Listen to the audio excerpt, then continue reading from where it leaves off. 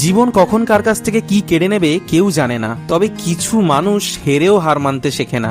আজ আমি আপনাদের এমনই একজন মানুষের গল্প শোনাবো। বন্ধুদের ভালোবাসা আর বড়দের প্রণাম। আজকের গল্প কেশারির একটি ছোট্ট দোকানকে ঘিরে। আগে যখনই কেশারি আসতাম আমার একটা বাঁধা ধরা আড্ডার ঠিকানা ছিল কেশারি বাসস্ট্যান্ডের সেই বিখ্যাত শেকি টি স্টল। বর্তমানে অবশ্য নতুন ঠিকানায় কেশারি রবীন্দ্র ভবনের ভেতরে। চলুন পরিচয় করিয়ে দিই এমন এক যোদ্ধার সঙ্গে যার গল্প হয়তো আপনার জীবনকে অন্যভাবে ভাবতে শেখাবে। দাদার নাম সৌম্যদীপ ভট্টাচার্য। একসময় তার মেধার প্রশংসা আর হাতে বানানো চায়ের স্বাদে সবাই মুগ্ধ হতাম। আজ সে ঠিক করে নিজের কথাটুকুও বলতে পারে না। পড়াশোনায় ছিলেন অত্যন্ত মেধাবী। ভালো শিক্ষাগত যোগ্যতা থাকা সত্ত্বেও তিনি কিন্তু বেছে নিয়েছিলেন নিজের ভালোবাসার কাজটাকে।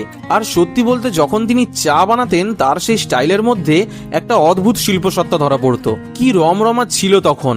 আমি কেশিয়ারি এলেই এখানে চা খেতাম। দিনে হাজার হাজার কাপ চা বিক্রি করতেন দাদা।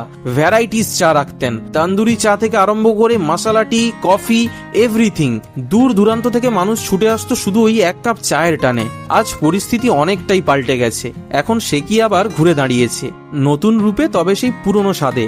কিন্তু একটা জমজমাট চায়ের দোকান আর এমন একজন গুণী মানুষের জীবনে হঠাৎ এমন কি কঠিন সময় নেমে এলো, চলুন সেই গল্পটাই শোনা যাক ওনার বাবা স্বপন বাবুর কাছ থেকে। চা দোকানটা তো চলছিল ভালো, তো হঠাৎ কি হলো? ওই ড্রেন করার জন্যে যখনই আমরা দোকানটা শিফট করি, তারপরে আমরা কন্ট্রাক্ট করি কদমকুড়িতে। কদমকুড়িতে 1 বছর আমাদের দোকান চলছিল। তখন ও চেষ্টা করে পুনেতে গেল।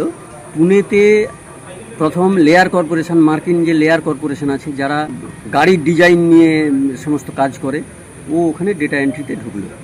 কিন্তু ওর প্রথম থেকে টার্গেট ছিল মার্লিন গ্রুপস অফ কোম্পানিতে যে ইন্টেরিয়ার ডেকোরেশনের উপরে, যেটা আর্কিটেকচারাল গ্রাফিক্স ডিজাইনের যে জব, সেই জবের সঙ্গেও ইনভলভ হবে।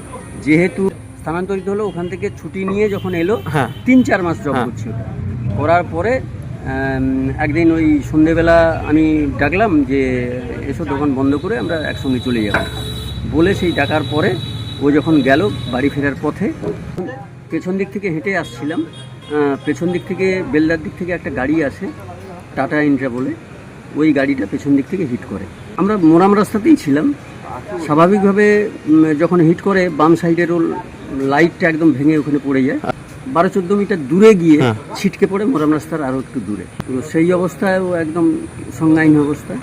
তার এনআরএসে 17 ভোরবেলা অ্যাডমিশন হচ্ছে, 17ই এপ্রিল। তো 7ই মে ও অ্যাকচুয়ালি 18 দিন কোমাতে ছিল। তারপর ধীরে ধীরে নতুন করে তার জীবনটা শুরু করেছিলেন তিনি।